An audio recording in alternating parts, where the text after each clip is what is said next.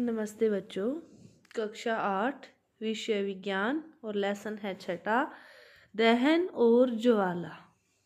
इस चैप्टर में अपने दहन और ज्वाला के बारे में पढ़ेंगे। तो आओ शुरू करते हैं कि दहन क्या होता है। दहन जैसे आपको नाम से ही स्पष्ट हो रहा है, दहन किसी भी चीज़ का दहन होना, किसी भी चीज़ का जलना क्या होता है, दहन। देखो कि कुछ ऐसे पदार्थ हैं जो वायु में जलकर कार्बन डाइऑक्साइड कि कुछ पदार्थ ऐसे होते हैं जो वायु में जलकर कार्बन डाइऑक्साइड गैस ऊष्मा और प्रकाश देता है, जैसे लकड़ी, कोयला, कागज, मोमबत्ती आदि। तो वह इस रासायनिक प्रक्रम जिसमें यह पदार्थ ऑक्सीजन से विक्रिया कर ऊष्मा देता है, उस प्रक्रम को क्या कहते हैं, दहन कहते हैं। कि कुछ पदार्थ हैं जो वायु की उपस्थिति में जलते हैं। वायु की उपस्थिति का अर्थ ऑक्सीजन, वायु की उपस्थिति का अर्थ होता है ऑक्सीजन की उपस्थिति, कि ऑक्सीजन की उपस्थिति में जलते हैं और वो क्या देते हैं, ऊष्मा भी देते हैं, प्रकाश भी देते हैं और कार्बन डाइऑक्साइड गैस भी देते हैं। तो लकड़ी जलती है तो अपने को प्रकाश मिलता है, ऊष्मा भी मिलती है। कोयला जलता है, कागज जलता है, मोमबत्ती जले, कुछ भी जले, अपने को प्रकाश भी मिलता है, ऊष्मा मिलती है। वो बात अलग है कि अपने को कार्बन डाइऑक्साइड गैस दिखाई नहीं देती। तो ये सारे जो पदार्थ हैं ये ऑक्सीजन की उपस्थिति में, यानी कि वायु की उपस्थिति में जलते हैं और अपने को लकड़ी, कोयला, कागज ये सारी चीजें देते हैं। तो इसे ही क्या कहते हैं, दहन कहते हैं। जिस पदार्थ का दहन होता है उससे ईंधन कहते हैं। जिस पदार्थ का दहन होता है, इसको समझो।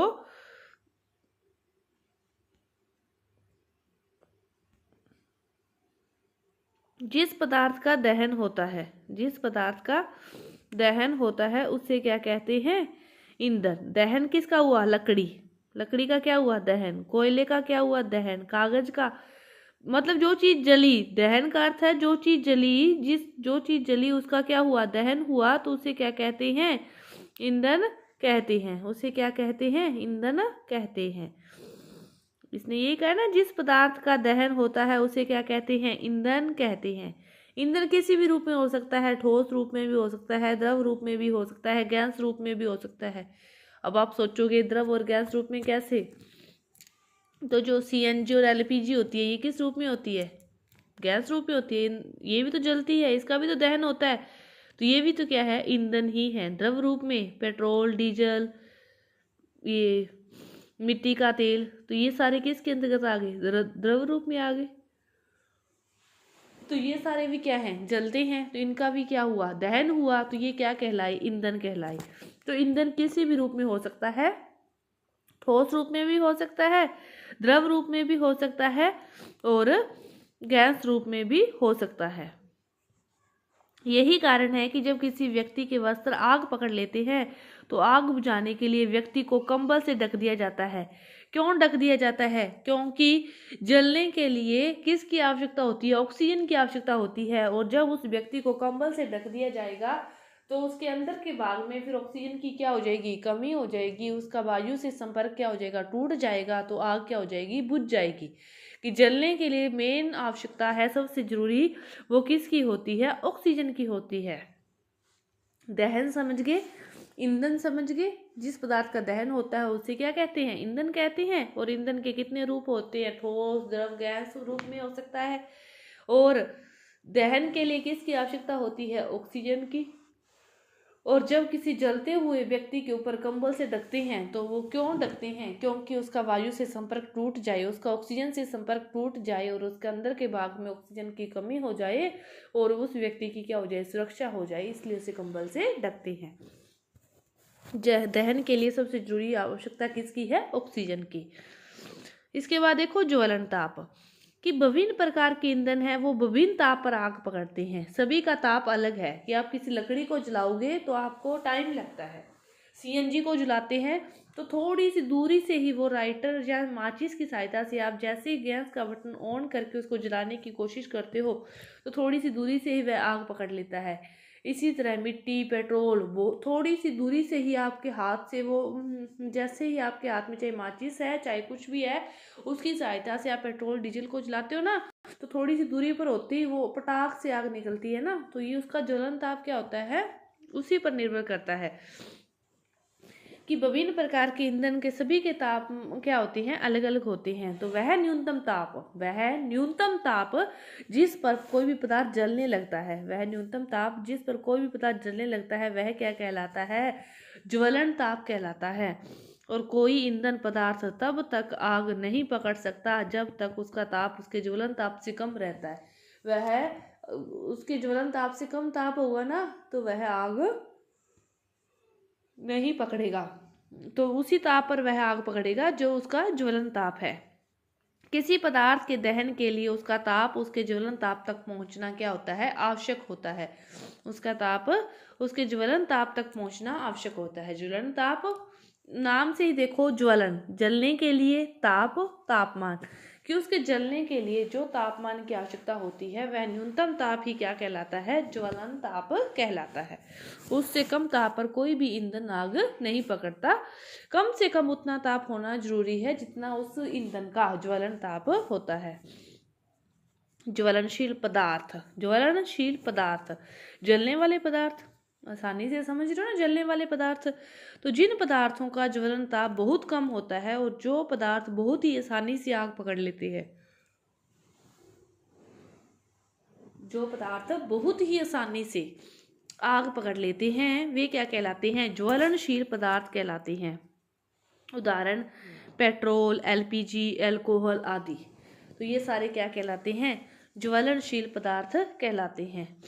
जिन पदार्थों का ज्वलन ताप बहुत कम होता है और जो बहुत ही आसानी से आग पकड़ लेते हैं वे क्या कहलाते हैं, ज्वलनशील पदार्थ कहलाते हैं। तो पेट्रोल का, एलपीजी का, अल्कोहल का, इन सभी का जो ताप है ना बहुत कम होता है। मैंने बताया आपको कि थोड़ी सी दूरी से ही ये क्या होते हैं, आग पकड़ लेते हैं। तो फिर क्यों पकड़ लेते हैं, क्योंकि इनका ज्वलन ताप कम होता है, इसलिए ये थोड़ी सी दूरी से ही आग पकड़ लेते हैं।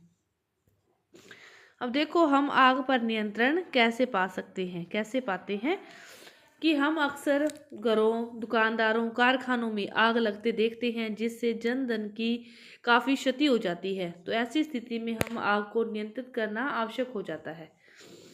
तो आग पर नियंत्रण पाना हमें ज़रूरी है कि हमने देखा है कई बार न्यूज़पेपर में, अखबारों में, समाचार में, टीवी पर आपने देखा होगा कि आग लगने से उसकी दुकान का इतना सामान जला, आग लगने से उसके घर का इतना सामान जला। तो आग लगने से फिर हानि तो होती है सामान की। तो यदि हमें को इसके बारे में कुछ पता होगा तो हम नियंत्रण कैसे पा सकते हैं, तो हम सहायता कर सकते हैं। तो देखो हम नियंत्रण कैसे पा सकते हैं। पहले देखते हैं कि आग उत्पन्न होने के लिए किन किन की आवश्यकता होती है, उत्पन्न होने के लिए किन किन चीज़ों की आवश्यकता होती है। तो फिर हम उसको बुझाने के लिए भी हमारे लिए फिर पता चल जाएगा।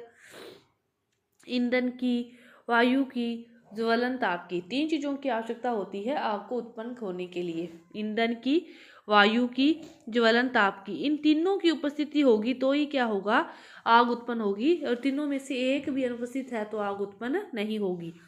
तो फिर आग को बुझाने के लिए इन तीनों में से यदि अपने को एक भी ना हो तो फिर आग नहीं लगेगी। एक को हटा दें तो, या ताप को कम कर दें, ज़्यादा कर दें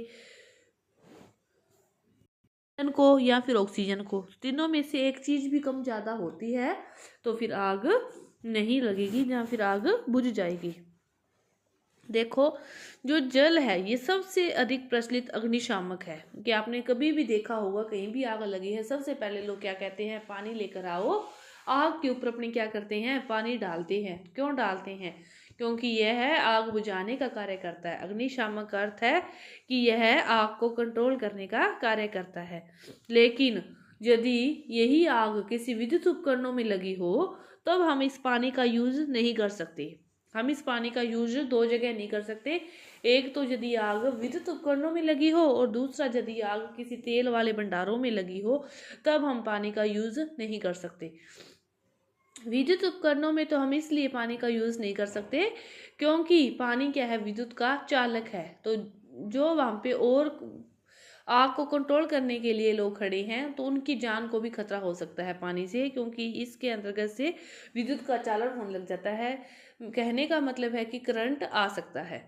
और तेल के भंडारों में या तेल और पेट्रोल वाले स्थानों पर जब आग लगी हो तब हम पानी का यूज इसलिए नहीं कर सकते क्योंकि तेल क्या होता है, पानी के ऊपर तैरने लगता है तो आग कम नहीं होगी, उल्टा बढ़ेगी। आग कम नहीं होगी, बढ़ेगी। इसलिए दो जगह हम पानी का यूज नहीं कर सकते, विद्युत उपकरणों में और तेल वाले स्थानों पर।